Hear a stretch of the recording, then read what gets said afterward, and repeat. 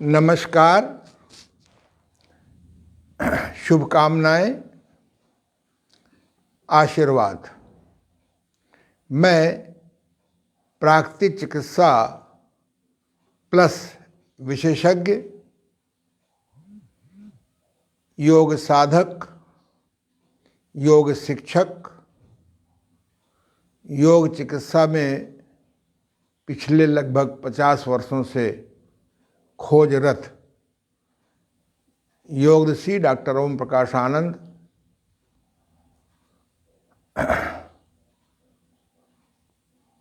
प्रधान चिकित्सक देव अंतर्राष्ट्रीय योग प्राकृतिक चिकित्सालय गीतानगर कानपुर, प्रधान योग आचार्य देव अंतर्राष्ट्रीय योग केंद्र मोती झील कानपुर।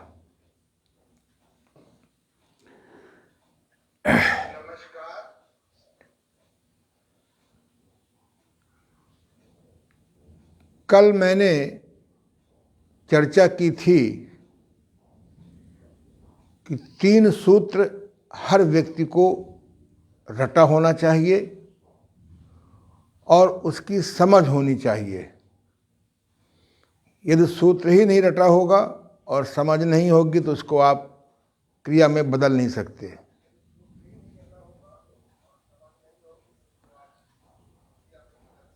प्राकृतिक चिकित्सा और योग विद्या या योग साधना या योग शिक्षा उसी प्रकार से है जैसे हम प्राकृतिक चिकित्सा को माँ गंगा कहें या माँ गंगा को प्राकृतिक चिकित्सा कहें और माँ यमुना को हम योग साधना कहें।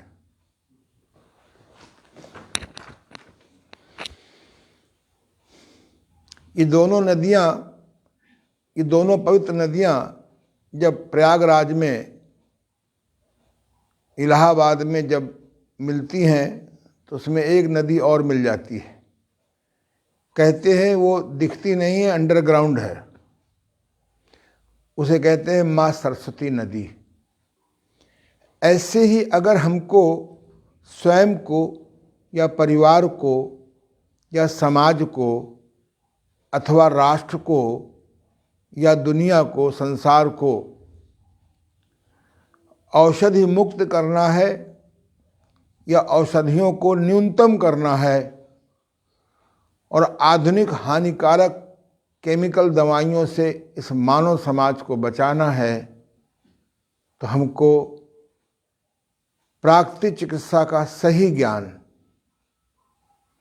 केवल थ्योरेटिकल नहीं, सैद्धांतिक नहीं,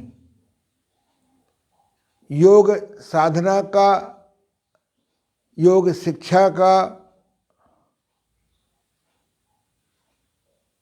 केवल सैद्धांतिक नहीं, क्रियात्मक ज्ञान सीखना होगा। और हमारे किचन में, हमारे रसोई घर में लगभग 100 जड़ी बूटियाँ ऐसी हैं जिसका ज्ञान हमको सीखना होगा।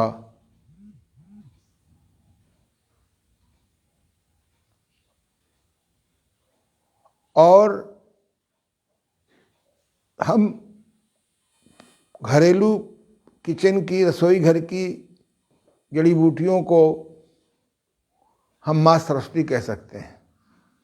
यह तीनों का संगम ही हमारा 75%, 80% उद्धार कर देगा।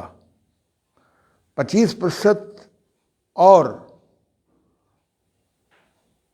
या 24% और हमको लाभ उठाने के लिए मैग्नेट थेरेपी,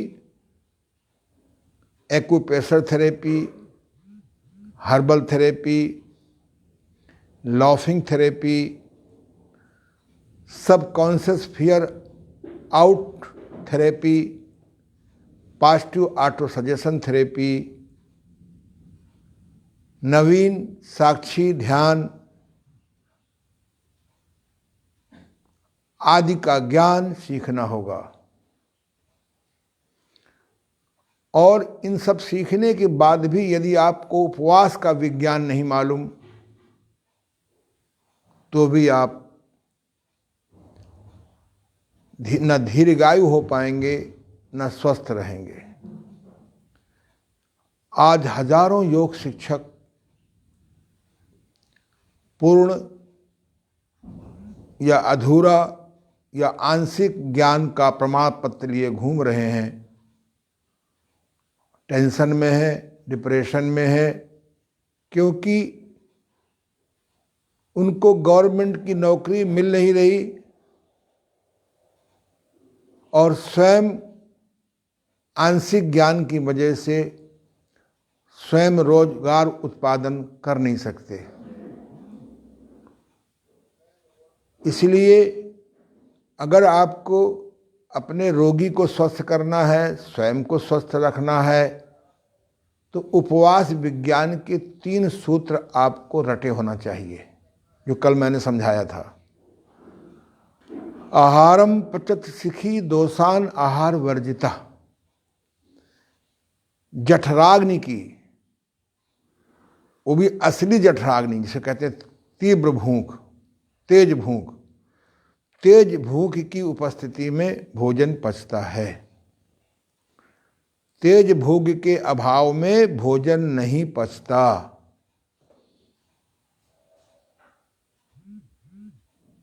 और तेज भूख लगी हो और भोजन न किया जाए, यानी उपवास किया जाए, या उपवास तब तक किया जाए जब तक तेज भूख न लगे, तो दोष पचते हैं। वात पित्त कफ ये पचते हैं। इनके कुपित होने पर कोई बीमारी आप किसी औषधि से नहीं ठीक कर सकते, या तो शांत कर सकते हैं या दबा सकते हैं।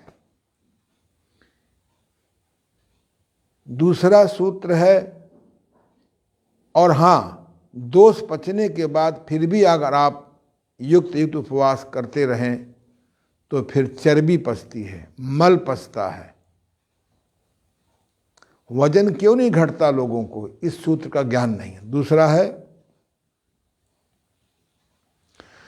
लंघन अजीर्णे भोजनम विषम।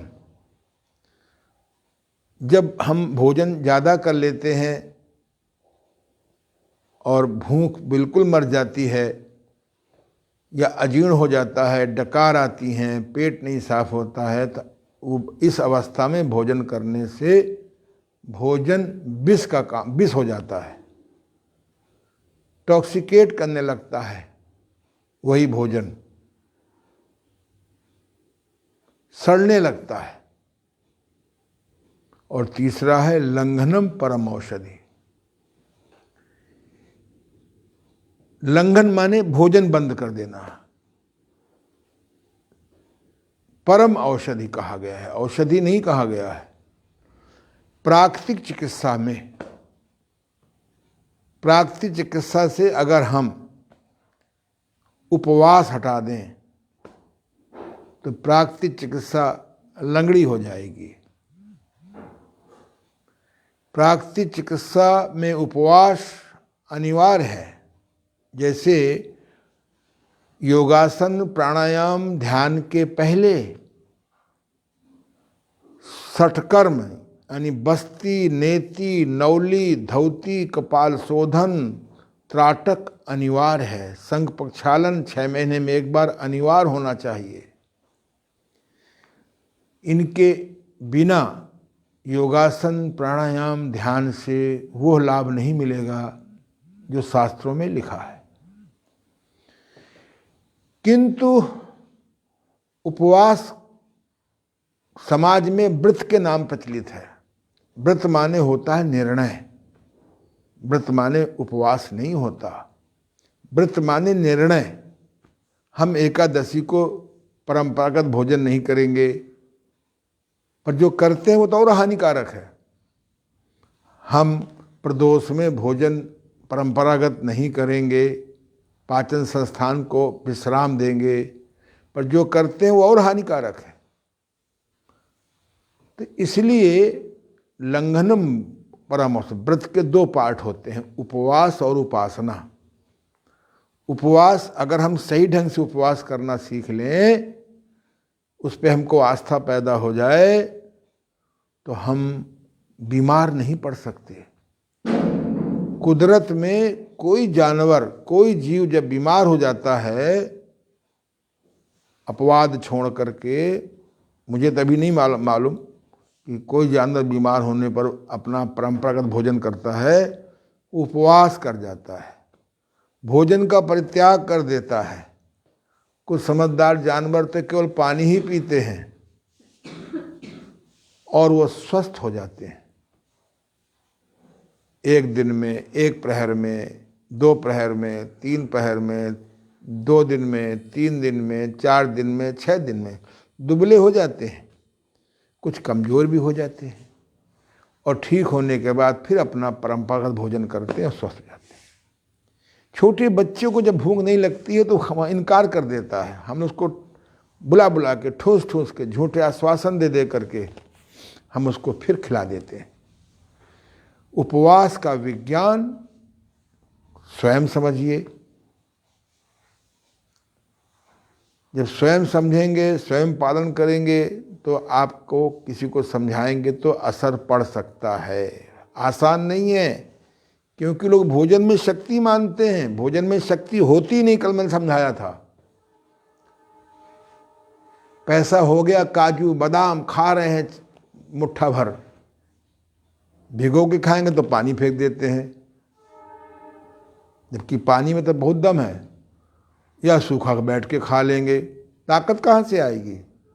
भोजन कभी ताकत दे नहीं सकता अगर उसका पाचन नहीं होगा, पचे भोजन का पोषण नहीं होगा, पोषित भोजन का बाई प्रोडक्ट बाहर नहीं निकलेगा। इस संबंध में जो मेरा पुस्तकालय है, प्राकृतिक श्रीमती विद्या देवी प्राकृतिक आयुर्विज्ञान, करीबन मैंने 10,000 किताबें जो मैंने कलेक्ट की हैं पिछले 52 सालों में, सब मैंने सुरक्षित कायदे से रखी हैं। उसमें कम से कम मेरे पास 12-13 किताबें उपवास की हैं। उपवास विज्ञान पर 12-13 किताबें हैं। उन सारा 12-13 किताबों को पढ़ करके मैंने एक छोटी सी किताब बनाई है, उपवास की सही विधि। मात्र उसका मूल्य 50 रुपये रखा है। पहले तो और कम था, उसके पहले और कम था। तो अब जो मैंने नई पुस्तक लिखी है, आ रही है 4-5 दिन में बाइंड होकर के, अद्भुत किताब लिखी। इसकी किताब लिखने में 2 साल लगे हैं, अनुभव करने में 50 वर्ष लगे हैं। दिखाई पड़ रहा है? मैं प्रयास कर रहा हूं कि ये पुस्तक जन जन में पहुंचे। तो इसमें मैंने एक चैप्टर लिख दिया है। इस किताब में कायाकल्प द्वारा रोग विज्ञान में पेज नंबर 111, 112, 113, 114, ये 4 पेज भी अगर आप 8-10 बार पढ़ लें तो आपको 12-13 किताबें नहीं पढ़नी है। ना आपके पास समय है, न इतनी तीव्र जिज्ञासा है, संभवतः इतनी मेमोरी भी नहीं होगी मेरी तरह, क्योंकि मैंने माँ सरस्वती को सिद्ध किया है। बिना माँ सरस्वती को सिद्ध किए बिना आपकी मेमोरी बढ़ती उम्र के साथ में अच्छी नहीं होगी, गिरती जाएगी। तो इसमें मैंने लिखा है कि प्राकृतिक चिकित्सा के अनुसार उपवास एक अमोघ शस्त्र है, और गाय भी जब बीमार होती है तो हम उसको देखते हैं भोजन बंद कर देती है। बहुत संक्षेप में 3 सूत्र याद रखें। अजीर्णे भोजनम विषम, लंघनम परम औषधि। बिना भूख के कम भूख में भोजन करने से भोजन विष बन जाता है, और विकार निष्कासक एवं पोषण के रसायन उपवास से ही उसकी सही विधि है। अब सवाल उठता है कि मैंने जो निर्णय लिया है कि आधा घंटे मैं आपको ज्ञान योग दूंगा, जिससे हमारा तन मन कैसे स्वस्थ रहे, हम किस प्रकार से अपनी आत्मा को शक्तिशाली बनाएं, उस अदृश्य जगत से कैसे जोड़ें। तो आइए मैं उपवास के 10 नियम पढ़ता हूँ, जिससे समय सीमा के अंदर अपनी बात समाप्त कर लें। इसका हम नाम कर सकते हैं उपवास योग। मैं फिर इस मंच से समझा रहा हूँ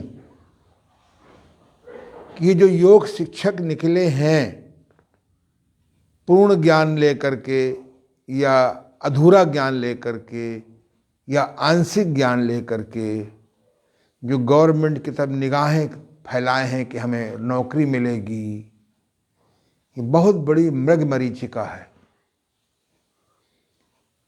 सरकार का काम है आश्वासन देना, कब पूरा होगा उसके नियम ऐसे हैं कि उस नियम को पूरा करते करते लोग डिप्रेशन में जा रहे हैं, टेंशन में जा रहे हैं, सुसाइड थॉट में जा रहे हैं। योग के प्रति उनकी निराशा हो रही है। इसीलिए मैंने पुस्तक को लिखा और जन जन में पहुंचाने का प्रयास कर रहा हूं। आप ऑनलाइन इस पुस्तक को पढ़ सकते हैं। ई-लाइब्रेरी anandyoga.com में मैंने डलवा दिया है और anandyoga.com में जाइए, खोलिए, अदर बुक्स में जाइए, वहाँ भी मिल जाएगी। ये 616 पेज किताब है, इसको आप निकलवा सकते हैं। निकलवाने से अच्छा है कि आप यहाँ से मंगवा लीजिए। जितना निकलवाने में खर्च हो रहा है उससे कम में यहाँ मिल जाएगी और अच्छे फिगर के साथ मिलेगी। बाकी आपकी मर्जी, you are king of your brain and mind. I can only advice for your goodness, betterness, bestness. तो आइए हम इसको पढ़ेंगे। जैसे शीर्षक है युक्त युक्त उपवास की सही विधि। जैसे खूब थका हुआ व्यक्ति गहरी नींद में सोकर ताज़ा हो जाता है, उसी प्रकार से आहार विहार की गड़बड़ी से उत्पन्न पेट या अन्य कोई भी रोग युक्त युक्त उपवास करने से दूर हो जाते हैं। किंतु यदि उपवास की सही विधि नहीं अपनाई गई तो उपवास से लाभ नहीं मिलेगा जो चाहते हैं। उपवास की सही विधि जानने के लिए 10 नियम आपको समझने होंगे। जैसे भोजन के 10 अनिवार्य नियम हैं, जो मैं बता चुका हूँ 2 दिन पहले। भोजन के 10 अनिवार्य नियम का पालन नहीं करेंगे तो वह भोजन न आपको कब्ज से मुक्त कर पाएगा, न वायु विकार से मुक्त कर पाएगा, न भोजन का पाचन होगा, न उसका पोषण होगा। ऐसे ही उपवास के भी 10 नियम हैं। कोई दिक्कत? पहला नियम है उपवास का अर्थ भूखों मरना नहीं है। उपवास के बारे में एक धारणा, अरे यार हम भूखों नहीं मरना चाहते। उपवास का अर्थ भूखों मरना नहीं है, बल्कि कम भूख में या बिना भूख के भोजन न करना है। कम भूख में बिना भूख के भोजन करके आप निरोग हो ही नहीं सकते हैं, किसी बीमारी से आप मुक्त हो ही नहीं सकते हैं। ये मेरा पिछला 52 साल का अनुभव है। उपवास की शुरुआत सामान्यतः प्राकृतिक उपवास की शुरुआत खरी भूख के अभाव में, कम भूख के अभाव में शुरू होता है और खरी भूख लगने पर वो तोड़ दिया जाता है। ये जनरल सामान्य उपवास है। उपवास में ऐसे भोजन का चुनाव किया जाता है जिससे उपवासी को उस भोजन के पचाने में शक्ति खर्च न हो या कम से कम शक्ति खर्च हो। भोजन के पचाने में भी शक्ति खर्च होती है। जब आप दुकान खोलते हैं तो पैसा लगा के सामान लाना पड़ता है। उसको प्रॉपर आप नहीं बेच पाएंगे तो फिर वो डंप हो जाएगा तो सरदर्द बन जाता है। रोटी, दाल, चावल या अन्न और अन्न के बने हुए भोजन, पूड़ी, पराठा, खीर, गरिष्ठ दूध, यह उपवास काल में नहीं लेना चाहिए, क्योंकि इनके पचाने में, पोषण होने में, निष्कासन में 3 अंग सही होने चाहिए। आमाशय, स्टोमक में भोजन पचता है और आगे बढ़ने पर लीवर आदि की सहायता से, यकृत आदि की सहायता से पोषित होता है। और बड़ी आंत की विशेष चाल से, छोटी आंत की विशेष थ्रोइंग पावर से ये मल समय पर निष्कासित हो जाता है। इसीलिए नौली क्रिया सिद्ध कराई जाती है, क्योंकि नौली क्रिया करने से हमारा लीवर, हमारा स्प्लीन, हमारी छोटी आंत, हमारी बड़ी आंत, ये सब हमारे स्वस्थ हो जाते हैं। जिस योग शिक्षक को नौली सिद्ध नहीं है, मैं उसको योग शिक्षक नहीं मानता हूँ।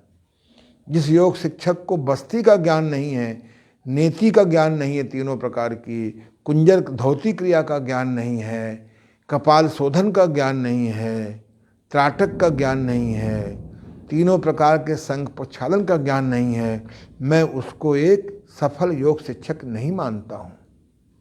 केवल योगासन और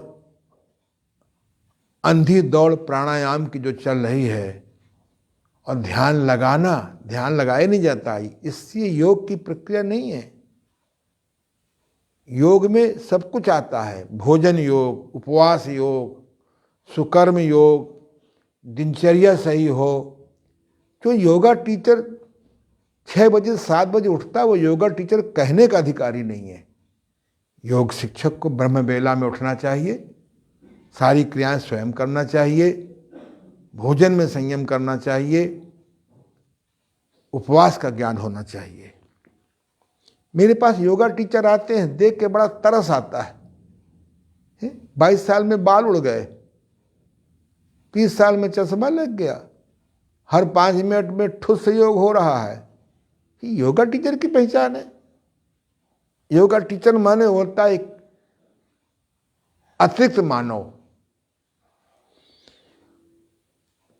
यही कारण है कि समझदार लोग उपवास के समय पर अन्न और अन्न की बनी हुई चीजें, गरिष्ठ दूध और दूध की बनी चीजें बंद कर देते हैं। संक्षेप में, उपवास काल में सब्जियों का सूप, फलों का जूस,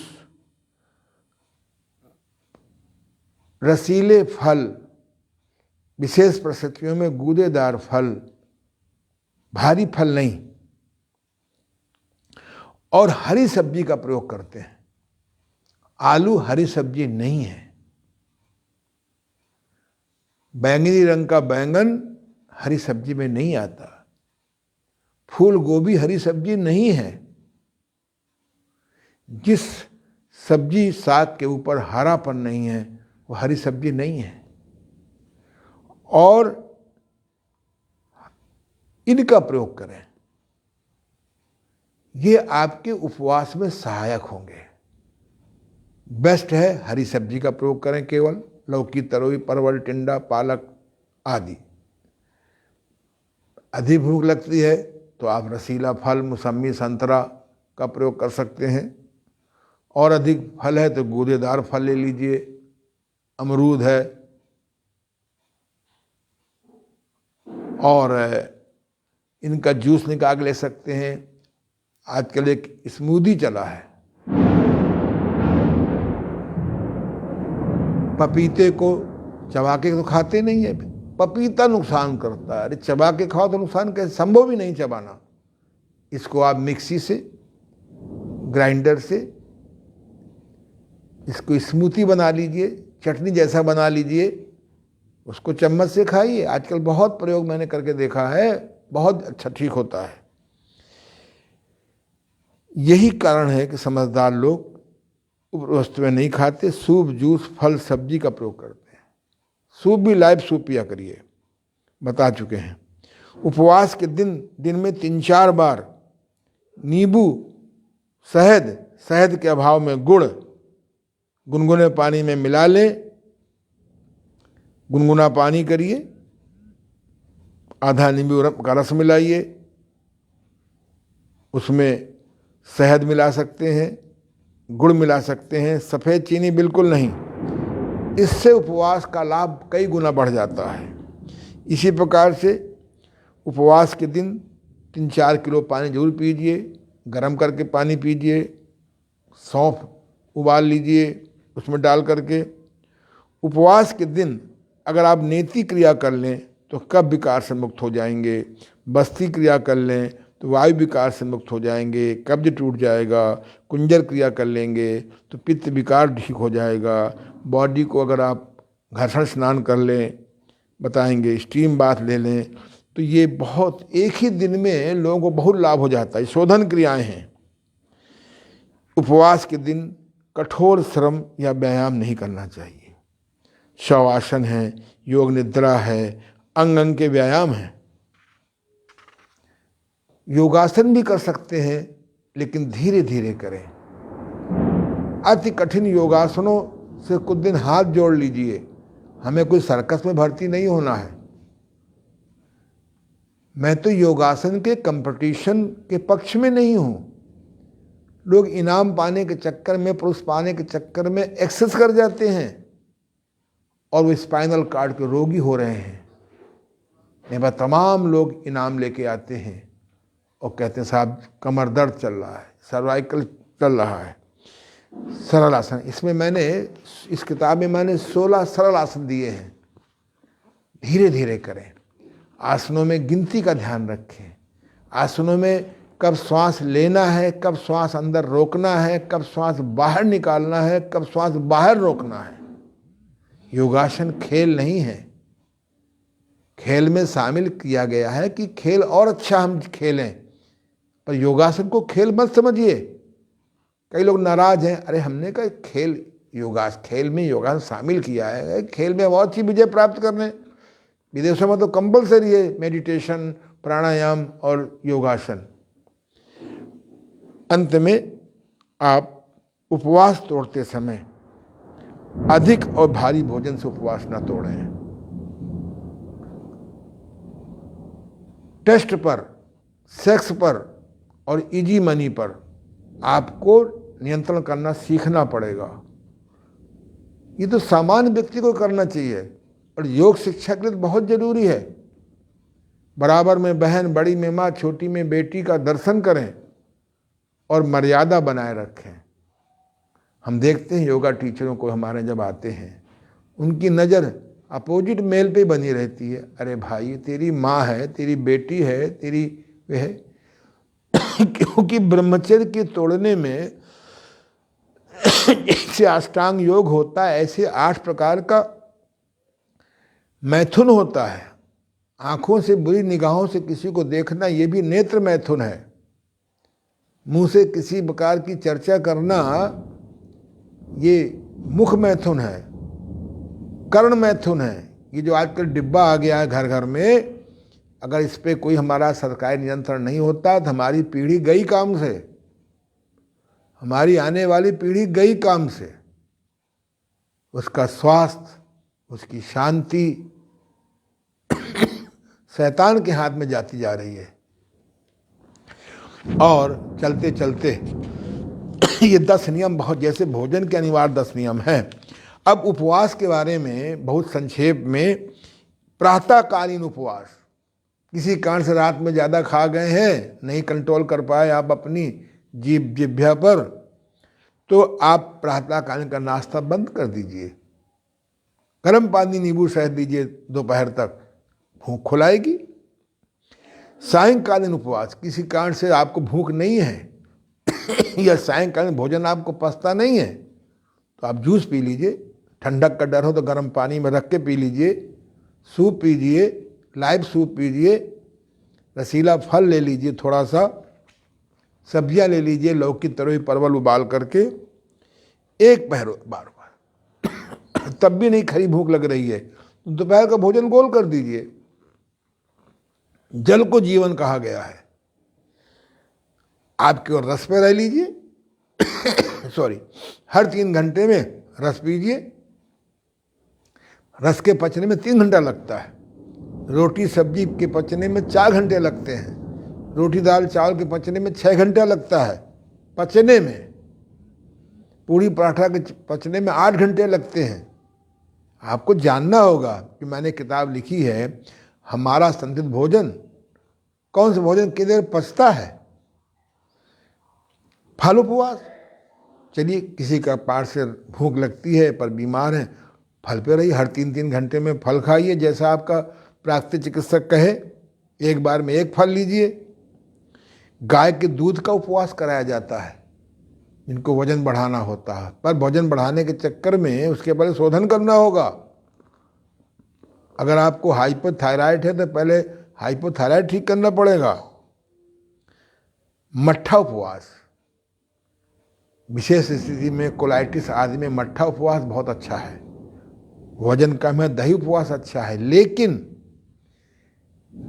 मट्ठे उपवास के साथ, दूध उपवास के साथ अगर आंतों में सूजन है तो आप साथ में मैग्नेटिक बेल्ट बांधिए रात भर।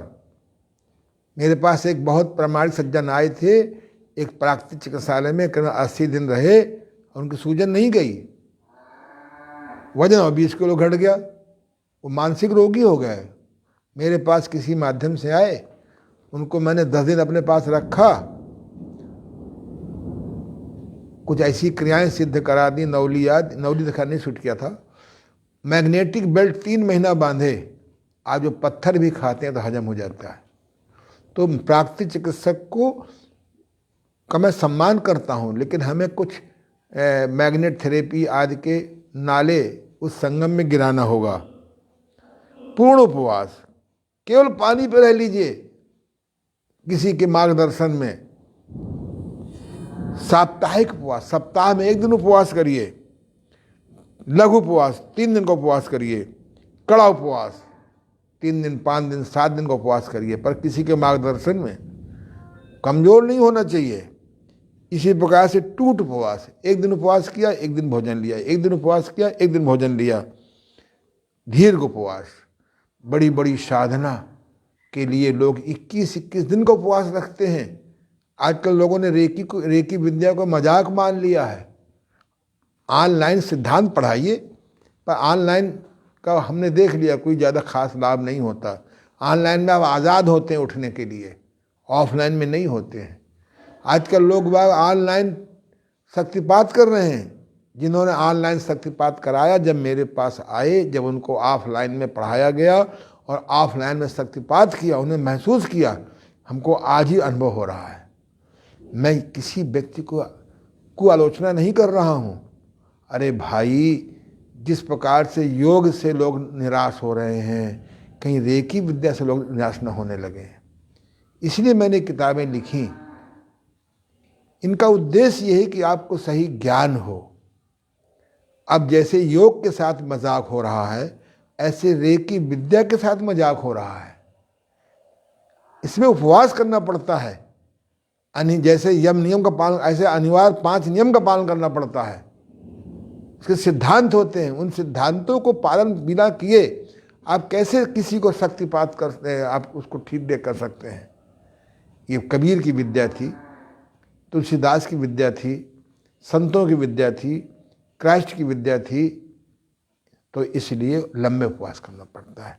कोई कड़वी बात लगे तो क्षमा करें, मुझे बड़ी पीड़ा है कि मेरे भाई बंधु स्वस्थ हों, सुखी हों और उनकी बेरोजगारी मिटे। अंत में भोजन के संबंध में हो जाती जब भूल, युक्त उपवास से हो जाती तब दूर। चलिए आज हम लोग यहीं आधा घंटे का क्लास ख़त्म करें। अब हम लोग श्रम करें, क्योंकि योगासन माने, योग माने केवल योगासन। तो आइए सबसे पहले हम लोग भ्रमण योग करेंगे। अपने स्थान पर खड़े हो जाइए। चलिए जल्दी आइए प्रभु।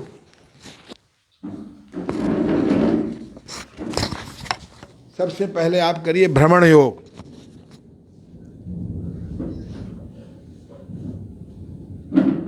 आइए, अपने स्थान पर खड़े हो जाइए और इधर आइए थोड़ा सा। ठीक है बेटा, चलिए खड़े होइए अपने स्थान पर। 6 इंच पैरों का उठाइए, हाथों को आगे पीछे करिए जैसे घूमने में करते हैं, साथ में श्वास प्रश्वास भी करिए। करिए 5 मिनट, जाड़ा भी खत्म हो जाएगा।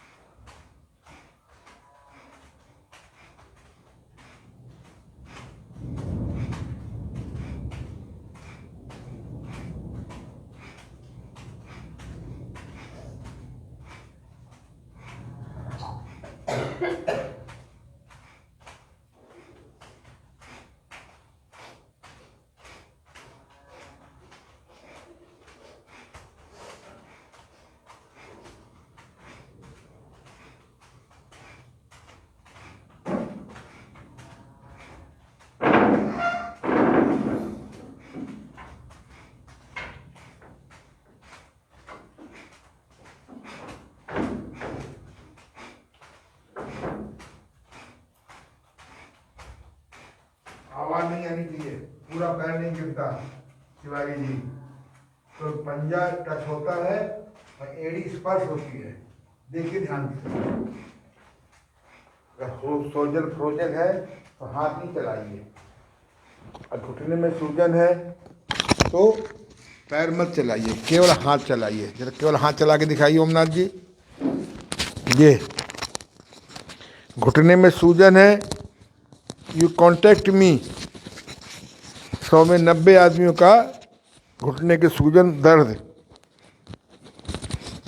ठीक हो सकता है।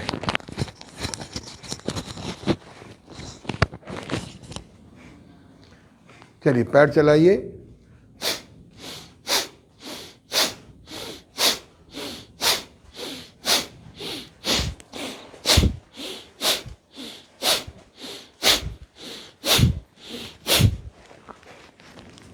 यदि आप ईमानदारी से अपने पेट को ठीक रखें, यदि आप नेति क्रिया करें, तेल नेति, नाक में तेल डालें, दिन में 2 बार रबड़ नेति करें, गुनगुने पानी से जल नेति करें, और ये भ्रमण योग करें श्वास प्रश्वास के साथ, मैं दावे से कह सकता हूँ कि ना आपको जुखाम होगा, ना खांसी होगा, ना गला भारी होगा। जब ये नहीं होगा तो कोरोना फोरोना सोरोना होगा ही नहीं। अगर प्राकृतिक चिकित्सा के सिद्धांत को जहाँ कूड़ा वहाँ कीड़ा, जो कूड़ा तर वो जर्म्स बैक्टीरिया वायरस का घर, इसका प्रचार नहीं किया जाएगा, इस सिद्धांत को नहीं समझाया जाएगा, तो अब ये हर 3 महीने में कोई ना कोई कोरोना गोरोना आने ही आना है। किसी कीड़े की आंख नहीं तो नाम कोरोना कर दिया, किसी के पैर नहीं तो कोरोना कर दिया गया, किसी की पेट चिपका है तो गोरोना कर दिया गया। बेकार नए नए नाम ढूंढते हैं, corona first, corona second, corona third, ऐसे नाम रख दिए जाए हैं। अगर प्राकृतिक चिकित्सा का ये सिद्धांत जन जन में नहीं पहुंचा, ये दुनिया तबाह हो जाएगी।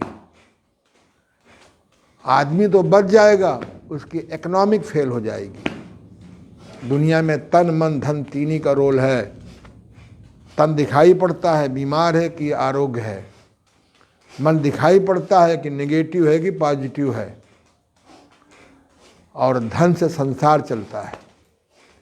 अधिक धन बीमारी का घर, कम धन महाबीमारी का घर, संतुलित धन सुख का कारण है। चलिए बस, अब आप करिए इंजन दौड़, 5, 10, 15 मिनट भ्रमण योग करिए और 5, 10 मिनट इंजन दौड़ कर लीजिए। बेचारा कोरोना अपने आप भाग जाएगा भैया, यहाँ तो ठहरना बेकार है, ये आदमी तो बड़ा एक्टिव है।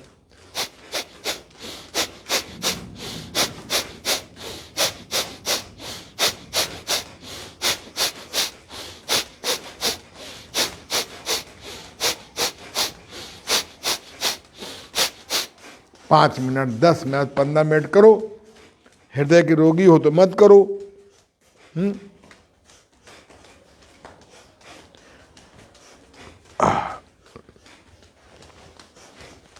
एनीमिक हो, रक्त न्यूनता है तो केवल भ्रमण योग करो। बीपी हाई है तो इंजन दौड़ मत करो, भ्रमण योग करो। बिना श्वास प्रश्वास के करो।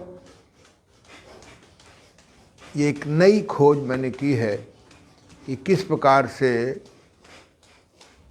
आप बिना आधुनिक मशीनों, हेल्थ मशीनों के किस प्रकार से आप कर सकते हैं। अभी जब ये कोरोना संक्रमण काल में लॉकडाउन हुआ था, हमें तो कोई दिक्कत नहीं हुई। अपना रोज 5, 10, 15 मिनट भ्रमण योग, इंजन दौड़ करते थे। पीछे जाओ बेटा।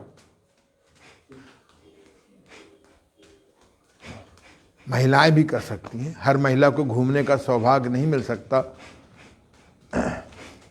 अपने घर में शीशा लगा लीजिए, बढ़िया ठाठ से करिए। योगासन का ज्ञान नहीं किया है, फिर ऑनेस्टी से मॉर्निंग वॉक करते हैं 4 मील, 6 मील, 10 मील, और 90 साल के हैं। मैं योगासन का विरोध नहीं करता हूं, मैं प्राणायाम का विरोध नहीं करता हूं। ध्यान की क्रिया भी लोगों को नहीं मालूम है जिस प्रकार की हम लोग ध्यान में सिखाते हैं। केवल जिनसे गुस्सा हो जाते हैं, जो मन का नहीं करते, उनको क्षमा कर देते हैं, क्षमा मांग लेते हैं। भोजन में संयम किए हैं, 9 बजे सो जाते हैं, 10 बजे सो जाते हैं, 3 बजे 4 बजे जगते हैं।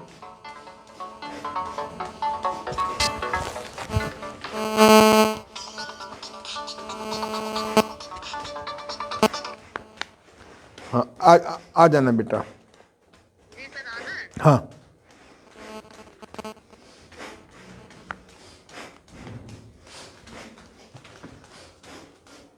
स्वस्थ रहने के लिए सकारात्मक सोच होनी चाहिए, पेट ठीक होना चाहिए, हमारी दिनचर्या सही होनी चाहिए, हमको अपने व्यापार में, अपने कार्य में सुकर्म होना चाहिए।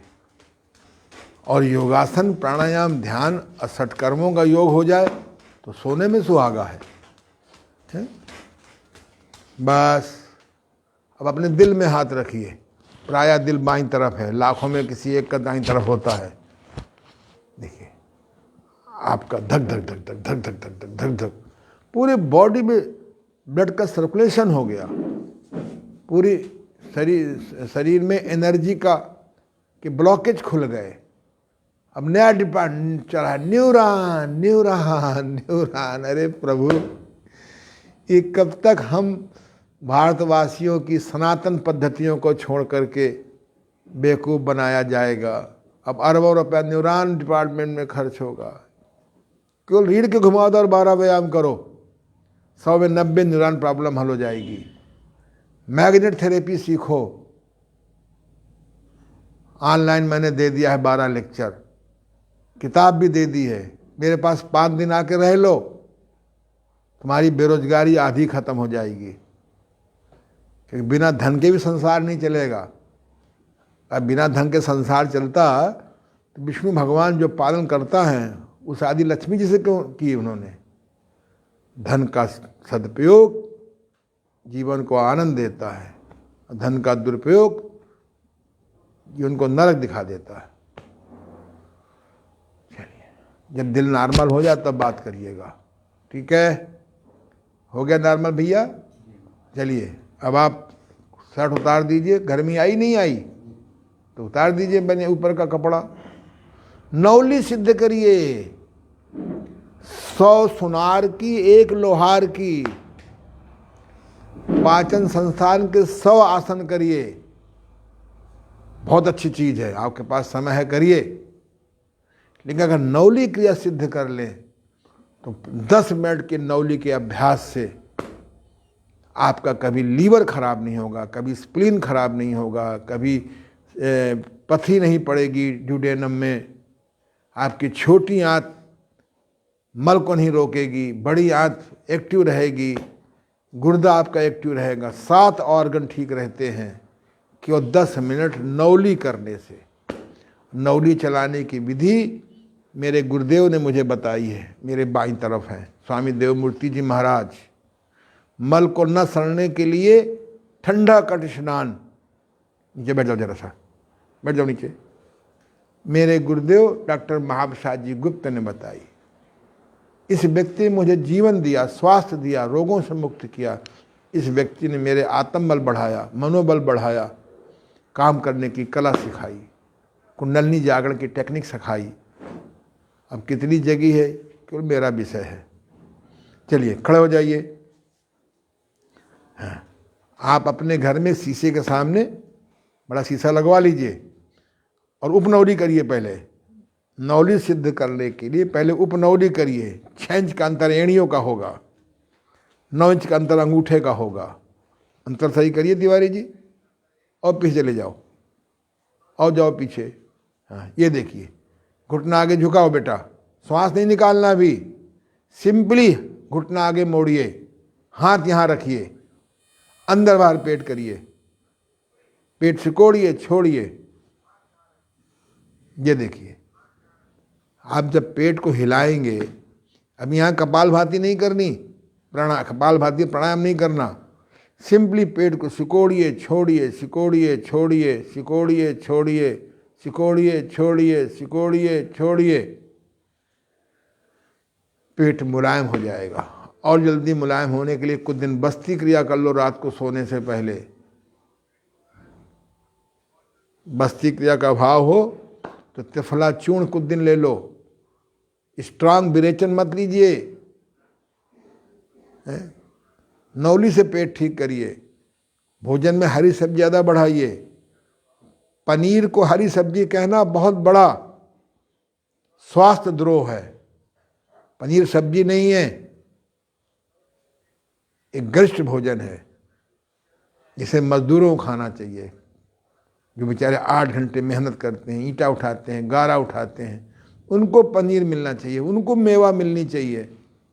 जिनके पास भूख नहीं है, पचाने की दम नहीं है, वीर का ऊर्ध्वता नहीं कर पाए हैं, वो बेचारे खा रहे हैं। बड़ा अनबैलेंस है। करिए। योग शिक्षक को मिलना चाहिए जो ईमानदारी से योग करता है, उनके चेहरे में चमक आवे। बहुत सुंदर। बस उड़ान बंद करिए, श्वास को नाक से भरिए, चोंच बना के बाहर निकालिए झुक करके, श्वास को बाहर रोकिए, थोड़ा फासला करिए पैरों का, जरा मुझे भी दिखाई पड़े बन रहा है कि नहीं बन रहा है। बस करिए, करिए मालिश, अभी आ जाएगा। क्योंकि ठंडक है इसलिए थोड़ा मैंने कपड़े नहीं हटवाए इनके, कल वो भी हटवा देंगे। ऐसे 4 उंगली मिलाइए, ऐसे अंगूठे को ऐसे करिए और ऐसे करिए, 4 मिलाइए और अंगूठा अंदर, उंगलियां बाहर। मालिश करिए ऊपर से नीचे, नीचे ऊपर नहीं। मास्क की तरह इसको अनिवार्य कर देना चाहिए। नर्सिंग होम में जाने के चांसेस 10% रह जाएंगे, 90% खत्म।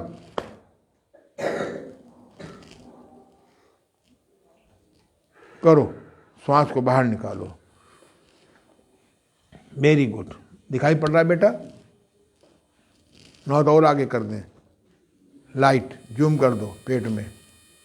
ये और बहुत सुंदर। इस बालक को सब ने इनकार कर दिया था, ऐसी इसकी न्यूरेटिक प्रॉब्लम थी, कब्ज थी। मेरे संपर्क में आया, रहा मेरे साथ महीना भर।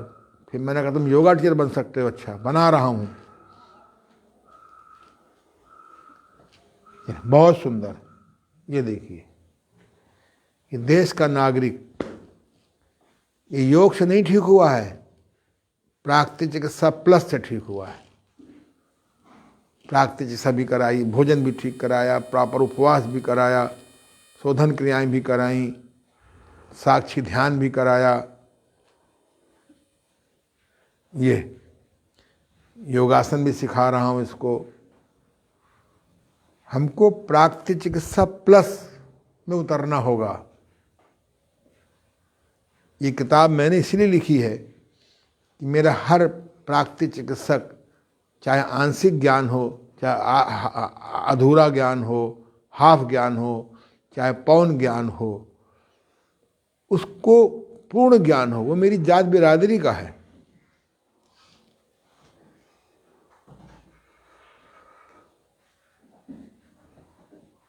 बहुत सुंदर। नंबर 2 करिए, एक साथ करिए, ये एक साथ करिए, ये एक साथ। अंडरवियर पहने हो तुम? या हिम्मत करके उतार दो, जल्दी करो, टाइम नहीं मेरे पास। अच्छा, अंदर भी पहने हो? ओहो, चलो कोई बात नहीं, चलो इसको पहने रहो। अच्छा चलो, तेल लाओ जल्दी से। नहीं, हंसने क्या बात है इसमें भाई, वो आपको क्रिया सिखा रहा है।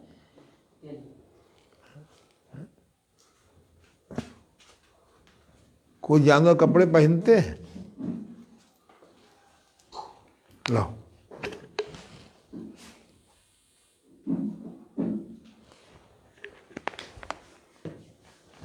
अंदर ऊपर करो, जांघों में तेल लगा लो, सामने शीशा रखो घर में, टेक्निक समझो, नौली सिद्ध करो।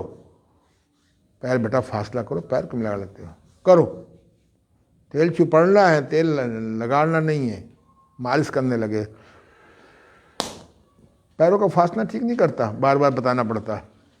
ये देखो, देखो बेटा, कंसंट्रेट करो वहाँ पे। ये नंबर 1।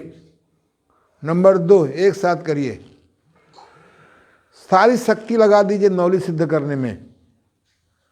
आप देखो ना श्रद्धेय बाबा रामदेव को, नौली दिखाते इंप्रेशन पड़ जाता है, और खुद स्वस्थ भी हैं, लोग बदनाम करते हैं कि उनकी आंतें उलझ गई हैं। नंबर 2, फिर करो, फिर पैर चिपका लिया, एक आदत पड़ गई है, उसको ठीक करो। ये देखो, ये योगा टीचर होकर के नौली नहीं आती, शर्म आनी चाहिए। योग साधक को नौली नहीं आती। क्या कोई योग साधक हो? जब हमारी लीवर मजबूत होगा, हमारा स्प्लीन मजबूत होगा, हमारा पैंक्रियाज मजबूत होगा, हमारा ड्यूडेनम मजबूत होगा, हमारा गॉल ब्लैडर मजबूत होगा, छोटी आंत मजबूत होगी, बड़ी आंत मजबूत होगी, गुर्दा मजबूत होगा, तभी तो हम भोजन पचा सकते हैं। नंबर 3 करो, नौली सिद्ध करो। मैं इस किताब में बहुत विस्तार से दे दिया है। Very good. नंबर 3 में ये देखो, दोनों के बीच में हाथ अलग अलग दबाया, सारी शक्ति लगा दो। 3 दिन सवेरे सूप पियो, दोपहरी के कोई एक फल खाओ हल्का, तीसरे बार जूस पियो, रात को लौकी, तरोई, परवल, टिंडा खाओ। 3 दिन करके देखो, पेट मुलायम हो जाएगा रुई की तरह।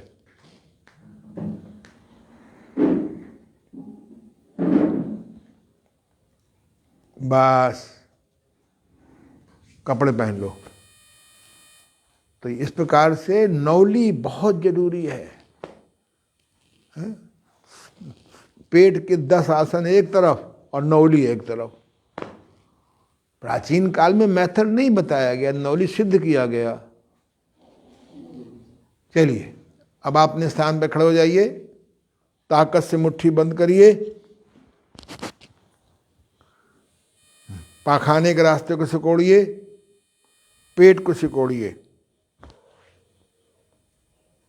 अपने पेशाब अंग को भी सिकोड़िए, ठुड्डी को लगाइए, छोड़ दीजिए, फिर ताकत से मुट्ठी बंद करिए, गुदा को सिकोड़िए, पाखाने के रास्ते को सिकोड़िए, इसको रेक्टम भी कहते हैं अंग्रेजी में, जैसे घोड़ा लीद करने के बाद करता है। पेट को सिकोड़िए, पेशाब अंग को भी खींचिए, ठुड्डी को लगाइए कंठमूल से, 5 गिनती में रोकिए,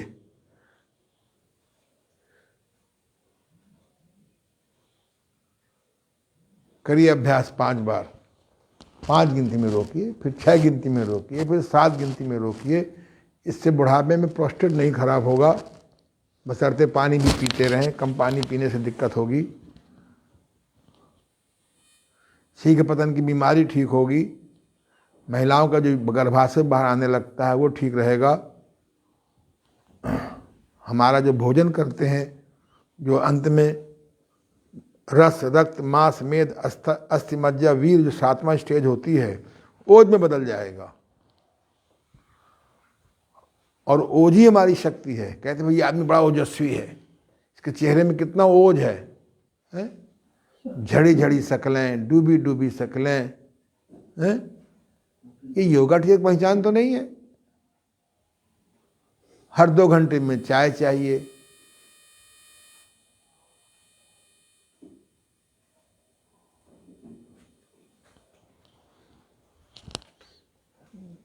इसको नीचे करो,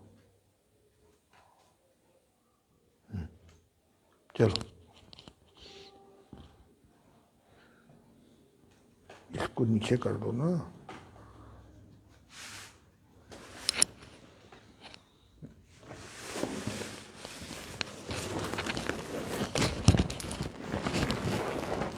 इसको और आगे करो, खराब हो जाएगा। गोल गोल को आगे करो।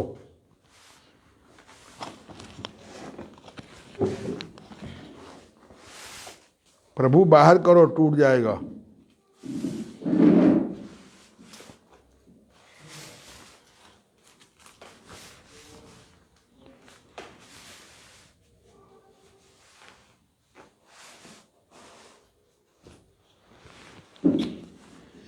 नहीं आ रहा,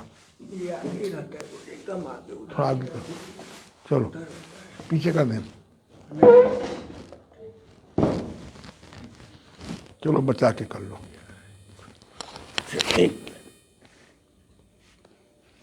चलो वेरी गुड, लेट जाओ।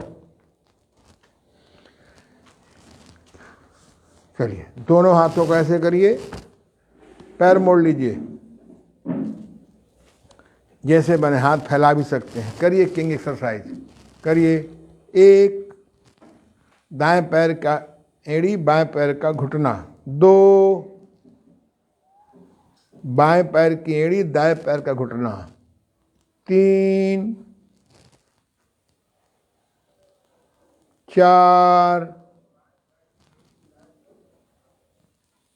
5, 6, 7, 8, 9, 10। ठुड्डी अपोजिट। अगर सर्वाइकल स्पॉन्डिलाइटिस है तो गर्दन दाएं बाएं नहीं करेंगे, करते जाओ। अब दोनों पैर मिलाओ। 1, पहला है किंग, दूसरा है क्वीन। 2, गर्दन विपरीत, पैर पैर चढ़ाइए तिवारी जी। 3, फिर पैर पैर चढ़ाइए। 4, ठुड्डी विपरीत। 5, 6, 7, 8,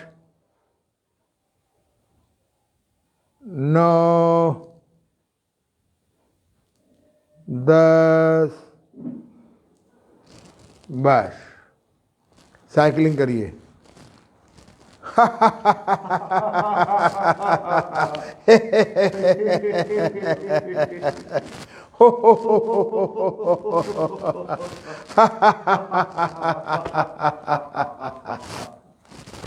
बस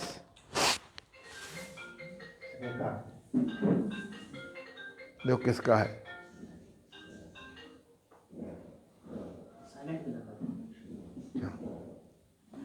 चलिए साइलेंट लगा दिया, आज हम भी भूल गए। फिर अब बिना आवाज के हंसिए।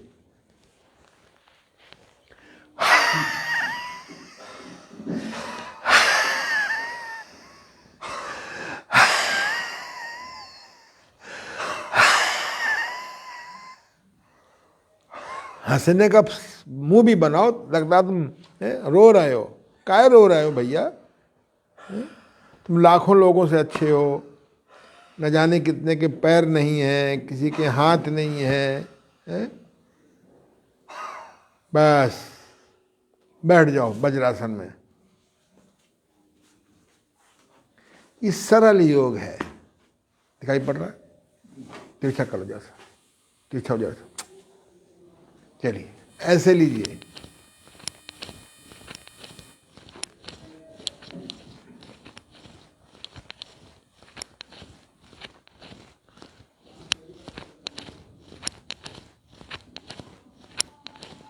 हमारी पूरी स्पाइन खुल गई। चलिए आज रविवार है, थोड़ा सा श्रम व्यायाम कर लीजिए, करिए। दही बुलोना, बाहर जाइए हाथ बाहर, अंदर जाइए हाथ बंद।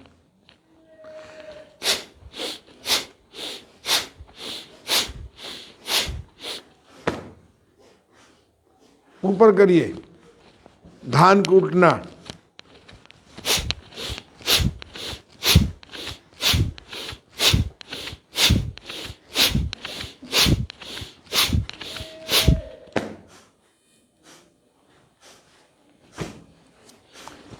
मुकदर घुमाना।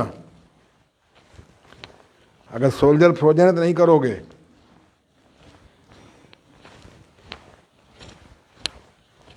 इसका उल्टा,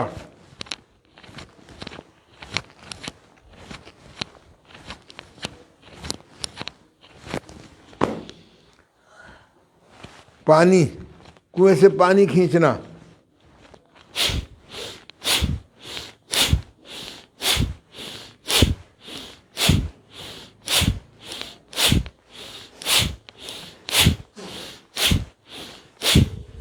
पैर फैला लीजिए, थोड़ा मोड़ लीजिए। तमाम लोग मेरे पास आए हैं जिन्होंने पैर न मोड़ के सीधे पैर फैला के जब किया है, उनकी डिस्क स्लिप हो गई। थोड़ा पैर मोड़वा लिया करिए। चलिए ऐसे चक्की चलाना।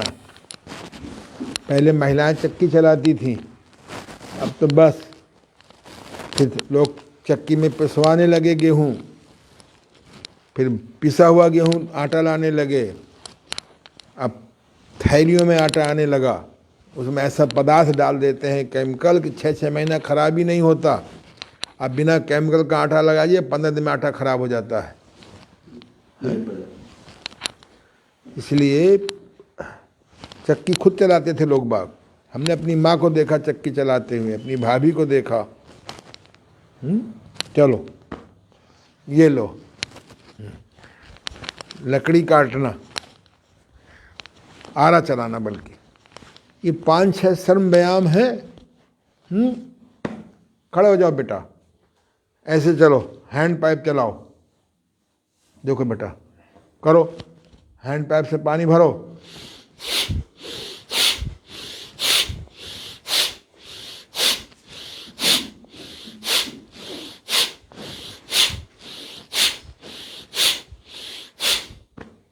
बस जिसको श्रम में आवे शर्म, उसके फूटे कर्म। श्रम करना बहुत जरूरी है। बैठ जाओ, 3 बार ओम ध्वनि। ओ में समय थोड़ा, माँ में समय लंबा। ओ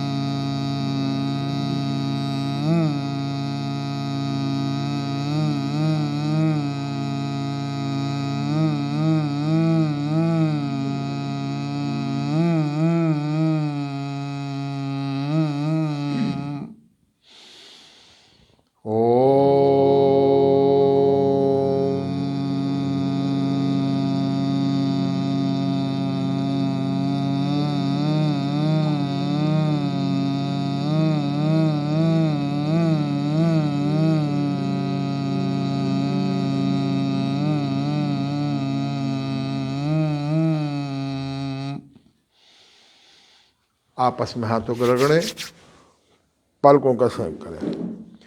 ओ में समय थोड़ा, माँ में समय लंबा, लंबा घसीटिए। देखिए बेचारा एक तो कोरोना खोरोना गोरोना अटैक ही नहीं करेगा कफ पे, बहुत अच्छी है। मैं अपने गुरुदेव को धन्यवाद करता हूँ जिन्होंने मुझे ये ज्ञान दिया। अपने मन को धन्यवाद देता हूँ जिसने गुरुदेव की वाणी को स्वीकार किया। मैं अपने संकल्प को धन्यवाद करता हूँ जो मुझको पिछले 52 साल से शायद ही किसी दिन हुआ हो जब मैंने अपना योगाभ्यास न किया हो। आप सबको बहुत आशीर्वाद। कल हम लोग फिर मिलेंगे। आपको नया नया ज्ञान देता रहूँगा, अपनाएंगे तो ये जीवन सफल हो जाएगा। धन्यवाद, शुभकामनाएं, आशीर्वाद।